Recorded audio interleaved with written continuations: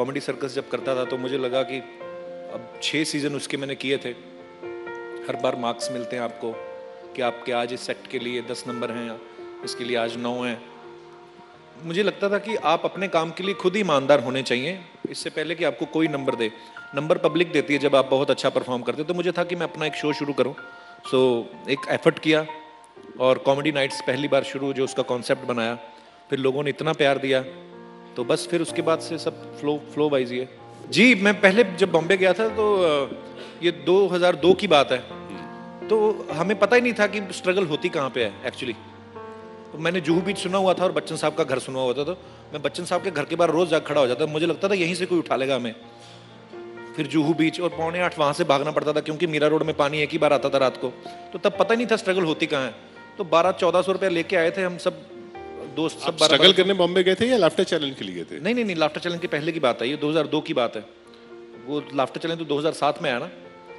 तो मुझे किसी ने बताया, जब वापस बॉम्बे गया तो मेरा एक और दोस्त था जो यहाँ पे स्ट्रगल करके गया था, कहता यार तू किधर जाते थे तुम लोग स्ट्रगल करने? मैं कहा बच्चन साहब के घर के बाहर और जुहू बीच। कहता तू बेवकूफ़ है, कहता उधर लोग घूमने जाते हैं, कहता स्ट्रगल तो होती है अंधेरी वेस्ट, वहाँ पे प्रोडक्शन हाउस है, वहाँ पे जाओ। तो मैं कहा वो किधर पड़ता है? कहता तू बेवकूफ़ ही है तू, कहता। तो उस समय नहीं पता था, बचपना था। मैं तो बचपना है ही, मेरी माँ की सुन लो आप। मैं बच्चन साहब के घर के बाहर खड़े हुए तो हमने फ़ोन किया, तो मम्मी बच्चन साहब के घर के बाहर खड़े हैं। मम्मी मेरी कहती अच्छा क्या कहते बच्चन साहब? मैं कहा वो मुझे मिलने के लिए खड़े हैं, वो अपने घर में बैठे होंगे, मुझे क्या पता।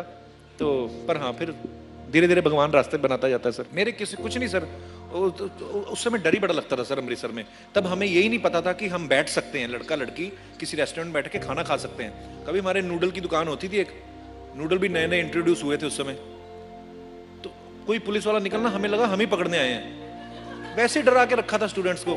अब जाके पता चलता है कि ये कोई क्राइम नहीं है। मतलब अब दुनिया में घूमते हैं, जाके देखते हैं दूसरे देशों में, वो तो इंजॉय बहुत है। गोरे एक्चुअली वो सड़क पे जा रहे हैं, 2 लोग जा रहे हैं और भीड़ कितनी है, पर उनको लगता है कि हम 2 ही हैं। उधर आप बैठ जाओ, आप हर प्रकार की फिल्म आपको देखने को मिलेगी without spending any single penny. मुझे बड़ा पसंद है सर उनका कल्चर। चीजें होती हैं कई बार, जो आर्टिस्ट होता है सेंसिटिव भी बहुत होता है। मैं अगर हंसता हूँ तो मुझे कुछ चीजें पिंच भी कर जाती। लोग बोलते हैं कि अच्छा तुम हंसते हो, तुम हमेशा ऐसे रहते हो। हाँ, मैं रहना भी ऐसा ही चाहता हूँ, पर कभी कभी लोग क्या होते हैं ना, कुछ 1-2 ऐसे ही आ गए। अच्छा, हमारे देश में 150 करोड़ की जनता है, कुछ 50 क्रिटिक्स होंगे, 50 में से 25 ने लिखा बहुत अच्छी है, 10 ने लिखा बहुत एवरेज है, या किसी ने लिखा, कुछ लोग लिखते थे वर्स्ट। और वो एक आदमी सरकारी स्कूल में पढ़ता है, एक आदमी प्राइवेट स्कूल में पढ़ता है, एक आदमी कॉन्वेंट स्कूल में पढ़ता है, एक बच्चा जो है वो फॉरेन में पढ़ने जाता है। अलग अलग कैटेगरीज हैं।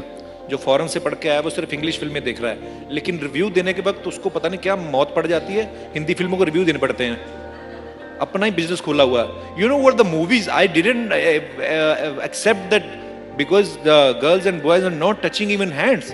भाई मैंने मास के लिए बनाई, हिंदुस्तान के लिए बनाई है, लेट पीपल डिसाइड। तो ये सब चीज़ें इतनी हर्ट करती हैं। मेरा ब्लड प्रेशर उस दिन इतना बढ़ गया था, किसी प्रोग्राम में आना था, तो मैं हो जाता हूँ सर कभी कभी ऐसा। पर अभी मुझे लगता है कि नहीं, मैं बोलता भी नहीं हूँ। कभी कभी कोई मेरे बारे में कुछ भी लिख देना, मैं कभी नहीं बोलता हूँ। फिर कभी कभी बोलने पे आता हूँ, फिर सीधा मैं प्रधानमंत्री जी को ट्वीट करता हूँ कि सर ये क्या हो रहा है। तो वो फिर मेरे पे उल्टे केस पढ़ने शुरू हो जाते हैं। तो फिर मुझे लगता है मैं करूं तो करूं क्या, मैं भी देश में कुछ अच्छा करना चाहता हूं। अब मुझे लगता है मैंने घर ले लिया, गाड़ी ले ली है, अपना ठीक है, कुछ जनता के लिए, देश के लिए करते हैं। देश के लिए करने को निकलो तो उल्टे 2 केस अपने ऊपर। अगर आप कहीं कुछ गलत करते हो तो उसका क्रिटिसिज्म भी उसी लेवल पे होता है। तो यार दोस्तों पे लड़ाई होती है। मुझे बड़े सारे, अच्छा 1-2 थे वो कोई तो जो डिजिटल पे आजकल बनाते हैं ना अपना न्यूज़ चैनल, जिन्होंने अपना अपना, आप तो बहुत बड़े रिस्पेक्टेड चैनल पे काम कर रहे हो। कभी आप ये गूगल पे सर्च मार के देखना, बड़े लोग बैठे हुए हैं चदरें बिछा के, उन्होंने अपने चैनल खोले हुए हैं। वो कुछ भी लिखते हैं न्यूज़ चैनल के नाम पे, उनका लाइक्स बढ़ाने के लिए। 12 फॉलोअर्स ही उनके, उनमें से भी 6 उनके फैमिली मेंबर होते हैं। वो फिर फैलाते जाते हैं। और दूसरे जो खुद लिखते हैं कि सूत्रों के अनुसार पता चला है कि मेरे आने से पहले टीम ने खाना खा लिया था। मैं कहाँ से आया था भाई, दूसरी फ्लाइट से कूदा था मैं भी उसी फ्लाइट में था। तो ये सब एग्जैजरेट करके बताई गई स्टोरी यार दोस्तों में, भाई बहनों में, सब जगह होती हैं। मैं तो कहता हूँ मेरे बारे में वो लिखे जो आज तक कभी अपने भाई के साथ या दोस्त के साथ ना लड़ा हो। सो आई रिफ्यूज्ड वो, क्योंकि मैं दिल्ली में ऐसे बहुत सारे कैरेक्टर्स आपको मिलते हैं जो भटूरे छोले। और दिल्ली में कितने दिन रहे आप? दिल्ली में बहुत रहा हूँ। जब मेरे फादर एडमिट थे तो 2 साल तक तो हम लोग तकरीबन यहीं पे रहते थे। फिर जब थिएटर करने आते थे तो श्री राम सेंटर में NSD में जाके प्लेस करने आते थे हम लोग होली महोत्सव में, तो दिल्ली में काफ़ी आना जाना लगा रहता है।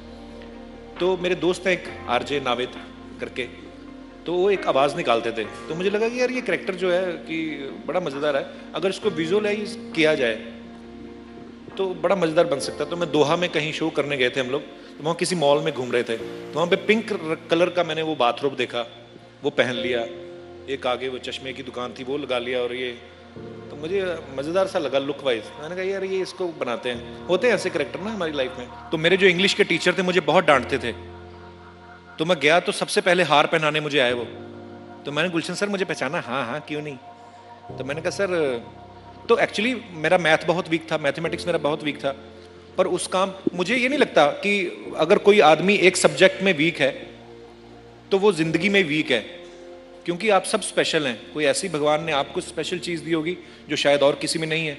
तो कॉम्प्लेक्शन की बात करें या लैंग्वेज की बात करें, मुझे लगता है ये हम ही सब लोगों ने बनाया हुआ है, ये ढकोसले, ये सब फुकरापंथी होती है। आप जैसे हो अपने आप में बिलीव करो, कॉन्फिडेंट रहो, बस